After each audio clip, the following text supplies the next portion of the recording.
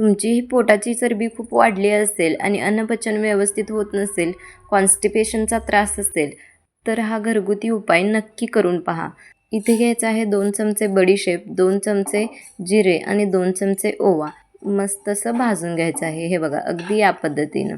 चला तर आता गॅसची फ्लेम बंद करायची.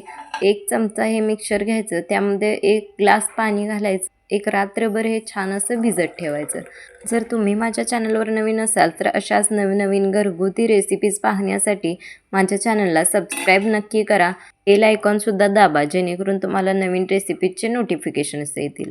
आता दुसऱ्या दिवशी सकाळी हे छान असं एका पातेल्यात काढून घ्यायचं आणि थोडंसं गरम करायचं. थोडंसं गुणगुणं झालं की हे छान असं आपण गाळून घ्यायचं आणि ते पाणी आपण प्यायचं.